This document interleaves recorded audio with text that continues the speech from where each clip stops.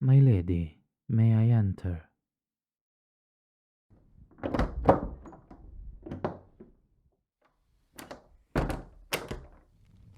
I have the weekly report ready. May I inform you of the town happenings now? Or shall I wait until after you've finished your meal? My lady, I do require an answer in order to proceed, one way or another. Very well.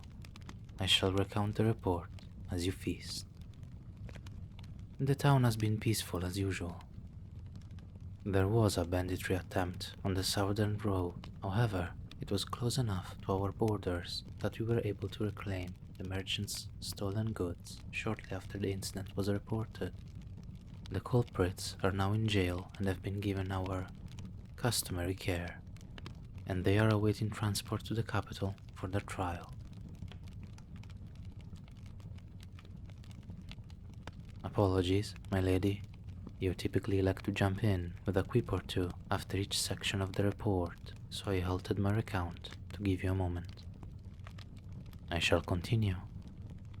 There was also a disagreement over the property lines of Old Man Smithy's bakery and the new stationery store that recently opened, but fortunately, they have already come to a peaceful agreement. This is the document here. It does require your signature and seal. Aside from those two incidents and the regular situation with Miss Miller's cat refusing to descend the town oak without assistance, there is nothing else of note to report. Are you unwell, my lady? You are significantly less talkative. I should not have been able to finish my account so quickly and succinctly. I have been requesting you to allow me to do so, yes. Thank you for finally taking my request into consideration. Is there anything else you require from me, my lady? I shall take my leave, then. It is a shame someone as beautiful as you will be better lonesome. I was saying it is a shame that you are isolating yourself. Though perhaps it is for the best. If someone as breathtaking as yourself went out into town, I am sure you would be swarmed by admirers. You'd barely get a step outside the door. I am in perfect health, my lady. However, I am feeling somewhat dizzy. Yes, it must be because you have been running through my head all day. Or is it because my heart has been racing at the thought of you? My apologies, my lady. I do not mean to ramble. You are merely my favorite topic of discussion. Perhaps I should comment on your brains or generosity instead. Of course. My heart may be yours, but your heart is with your town. Your care over your people is a rare trait amongst the nobility. If it were not for that, I would have left you long ago. Now, I cannot bear to be apart from you. I am acting as you usually do, my lady. I believe these lines are all ones you've said to me before. Have I been repeating them incorrectly? Then may I ask what the issue is? To improve your mood. When you recite those quips and other similar ones to me, you always tell me it is to lighten the mood and make me smile. Since you believed they would do that for me, I acted on the assumption that they must do the same for you. Because, outside of my duties as your knight to keep you from being physically harmed, I do not like seeing you so different. Since you are not ill, you are clearly either in a bad mood or have received some kind of bad news.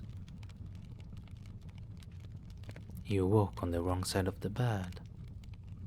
Would you like me to contact the carpenter to make you a new bed? Oh, I understand the meaning of the saying. It was merely a suggestion. Of course. In the meantime, if you did want a new one, you could always use my bed, provided you don't mind me also being in it.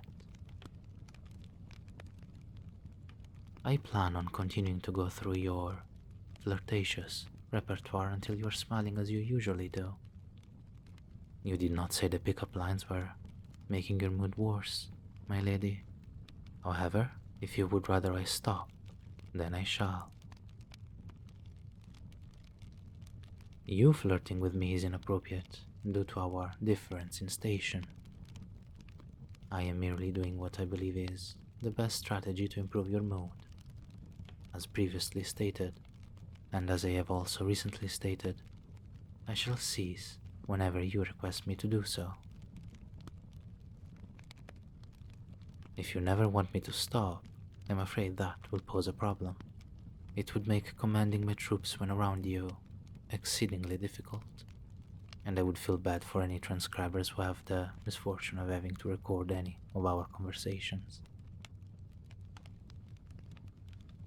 Any appearance in legal or royal court, those tasked with report taking, news journalists, there are quite a few who either would or want to write down your every word, and as your head knight, I would have to be present for all of them.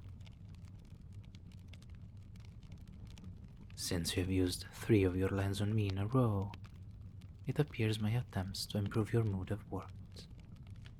I am afraid I have business to attend to, my lady, so I will be taking my leave now that... Was there something else you needed, my lady? It must be a pressing matter if you're using your body to block the exit. You want to hear an original line?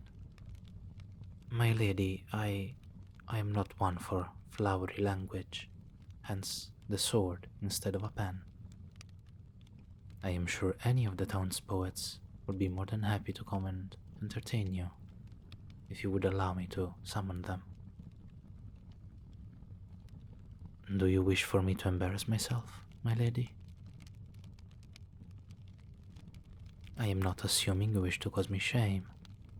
I am merely asking so I can manage your expectations. Seeing as you refused to allow me to leave, and it was my decision that led to this moment, I am willing to indulge you for a little longer.